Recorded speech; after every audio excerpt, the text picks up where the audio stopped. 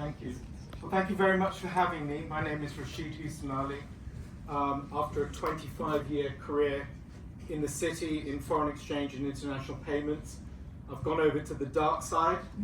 I do believe in the future of digital assets. I think the genie is out of the bottle and it ain't going back. I'm the co-founder and CEO of Lacero. We are a governance, compliance, and control platform for digital assets. So you can just press play. Thank you. Thank you. Thank you very much. Yeah. We're a governance, compliance, and control platform for digital assets. As digital assets institutionalize and increasingly become regulated, I think that governance, compliance, and control are going to become an essential part of the technology stack that institutional players need to deliver. And what we mean by governance, compliance, and control is simply this: the ability to clearly define and enforce who can do what, where, when, and how.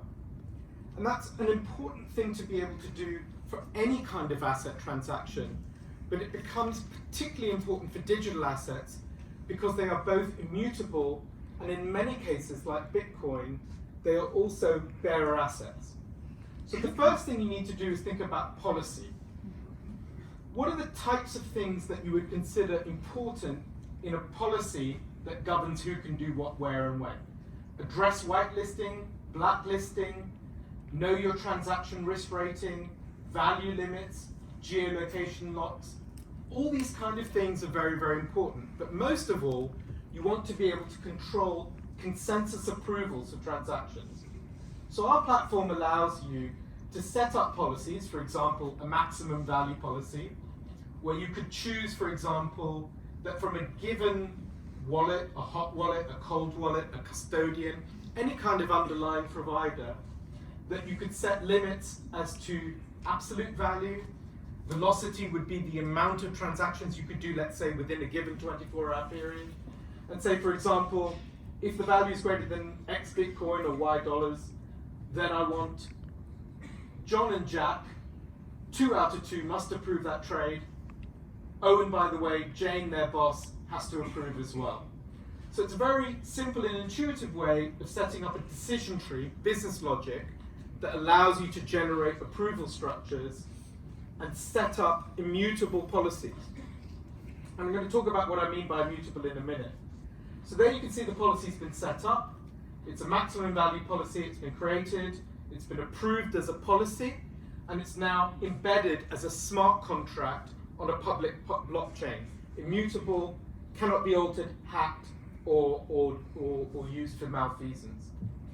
The next thing you want to do is really be able to define user roles and be able to say what people within your organization should have what sort of permissioning to perform which activities. And how do you want those to interact with given asset movements or given transactions in a very particular way. And finally, transactions. We aim to sit on top of wallet providers and custodians and allow what, if I would call it, a master control unit under policy to be able to initiate, approve, and then cryptographically in a very secure way permission or authorize transactions from your underlying custodial or wallet server. So you initiate transaction by API, we confirm by device, approve within your policy approval, it co-signs a transaction or provides what we would call a cryptographic proof that policy had been complied with, and then allows the underlying transaction to go through. There's one thing that's really not that obvious about all of this, and I'll come back to it, which is that the old method of doing transaction policy control, which is to write code into a server, to have someone in your IT department basically reflect what you told them your company's policy was, isn't good enough for digital assets, given their immutable nature and given the bearer nature of those assets.